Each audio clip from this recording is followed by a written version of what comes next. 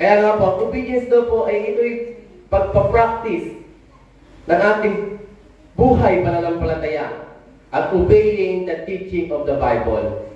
Kaya po, tayo mga mananampalataya, nakikita tayo na sumusunod sa salita ng Panginoon. Kaya nga yung mga tao na nasa labas, yung mga tao na hindi nag-aaral ng salita ng Panginoon, is nakikitaan dapat tayo ng ating pagsunod bilang mananampalataya.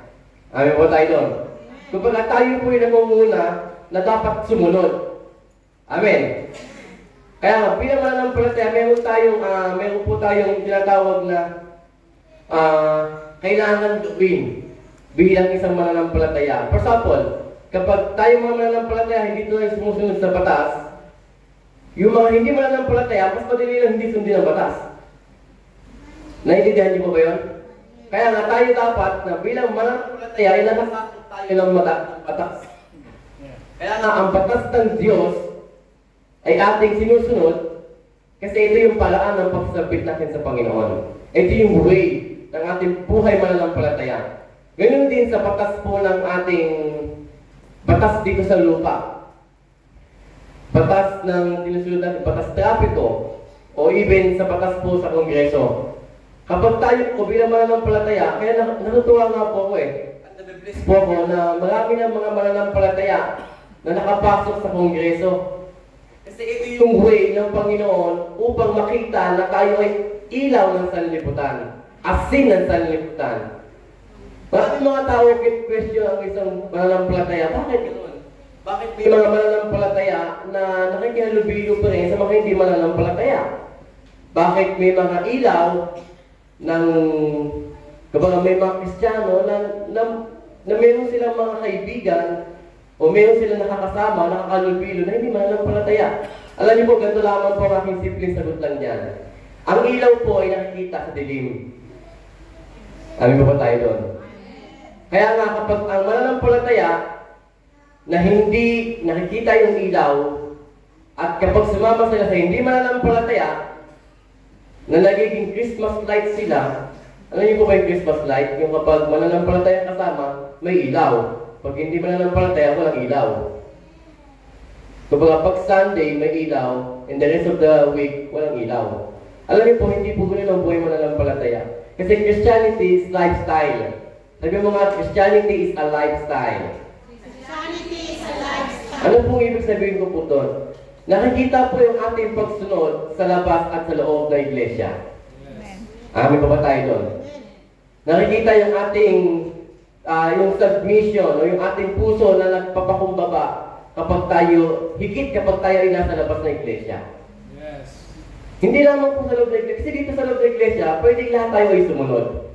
Pwedeng lahat tayo ay magsabi na sumusunod. Pero makikitaan lamang po yan kapag tayo ay naando na po sa labas ng iglesia. Kapag naando na po sa totoong pamumuhay. Yung totoong paglakad. Alam niyo po ba, ang salitang obedience is mentioned around 38 times in the Bible. And yung salitang obey is mentioned around 206 times, but could be more, including keep my commands. Alam niyo ba yung keeping my commands is equivalent, nag-i-equal lang siya, nag-i-equal sa salitang obedience. Amin ba tayo doon? Kaya nga, marami tayong nabasa na if you keep my commands, if you keep my commands, if you keep my commands, pinapakita ng Panginoon na if you obey, ganun po yun. Kaya nga, sabi nga kaya nga yung buhay po sana, a life revolves around of obedience and disobedience. Ang buhay po na mabuhay na umiikot lamang po sa dalawang bagay. Pagsunod at di pagsunod. And any form of disobedience should be overcome by great strength of our obedience to the Lord through the power of the Holy Spirit. So as we obey God, we are able to live a life worthy of His calling and receive His promise for us. Kaya po, ang buhay po natin is either to obey o disobey. At nakikita po natin, may time na darating sa ating pambuhay pananampalataya, yung pagsuway. But, very powerful ang Holy Spirit na ibalik tayo sa pagsunod sa Panginoon.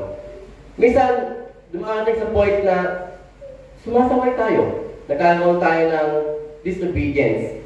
Totoo po. To be honest, minsan nangyayari po sa atin yan. But ito po ang good news.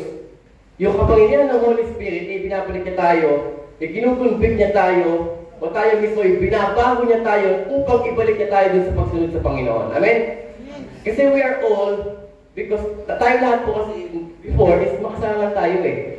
Di nga natin nga po iniisip kung ano yung kailangan sundin at di kailangan sundin.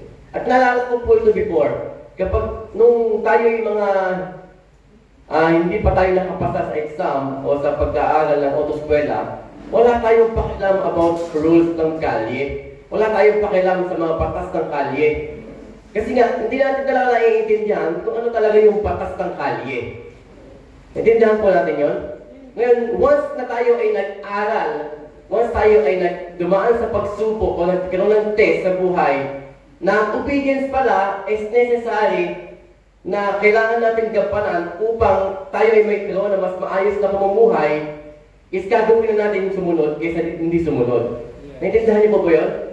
Kasi may mga tao, kaya hindi sila sumusunod kasi hindi talaga nila iintindihan na ang pagsunod ay kailangan. Ngayon, tayo mga mananampalataya, kaya tayo nasa loob ng iglesia, nag-aaral ng salita ng Panginoon upang lalo natin maintindihan na ang pagsunod bilang mananampalataya ay kailangan po natin gawin. Kaya nga, tayo mananampalataya, unang susunod. Amin po tayo doon. Kaya, obedience is needed in order to survive pressure and problem. When we obey and follow God as a solid foundation, is being built so that when the testing comes, we become unshakable. Kaya nga, kapag tayo sumusunod sa Panginoon, malalagpasan agad natin yung pressure. Malalagpasan agad natin yung mga problema. Kasi nga tayo ay mayroong solid foundation. Amin po ba tayo doon? Kaya mahalaga na mayroon tayong solid na pundasyon. Diba naihamping ka yan sa salita ng Panginoon sa Mateo, na kapag ikaw ay nagtayo ng taha ng bahay sa batuhan at sa buhanginan. Kapag solid ang pundasyon mo, kapag ikaw ay nasa bato, ano man magiging problema ng buhay mo, ano man ang persecution, ano man pressure, ano man testing yan, nanatili kang matatag. Amin ba tayo doon? Kasi sumusunod ka eh. Kasi mayroon kang solid foundation. At ganoon din, kapag wala kang solid foundation, kapag ang iyong pundasyon na pananampalataya ay nakabase lamang sa tao, nakabase lamang sa buhangin, nakabase lamang sa nakikita at nararamdaman by feelings, madali lamang buhagin yan. Madali lamang masaktan. Madali mong sabihin na ayoko nang sumunod, ayoko nang mag-church, ayoko nang Madali mo nang sabihin yan kasi nga wala kang solid na pundasyon. Kaya nga po, mahalaga na mayroon tayong solid na pundasyon. Kasi kahit anong bashing, kahit anong pag-negative sa mundong ito, kapag mayroon kang solid na pundasyon, wala kang pakialam. Kasi alam mo na kilala ka ng Panginoon more than anything else. More than wala na yun eh. Kumbaga, hindi mo na papansinin yun. Kaya ang tao nasunod, kaya niya na-overcome ang pressure and problem kasi may pagsunod. Sabi ko ba tayo doon? Kaya nga napapansin natin, ang taong nasunod, matibay ang pundasyon. At mapapansin din natin yung mga hindi sumusunod, madali lang mabuwag ang kanilang pundasyon. Kaya pag dumating ang malakas na storm, dumating ang bagyo sa buhay, kapag tayo ay hindi sumusunod, madali tayong mawala. Madali tayong ma-aboli, madali tayong mabanish. Sangkil ka lang. Pero kapag may great foundation, kapag ikaw ay may solid na pundasyon, nandun, kahit anong problema, kahit anong trahedya, kahit anong circumstances sa buhay mo, sa paligid mo, susunod ka. Kasi mayroon kang solid foundation. Amin ba tayo doon?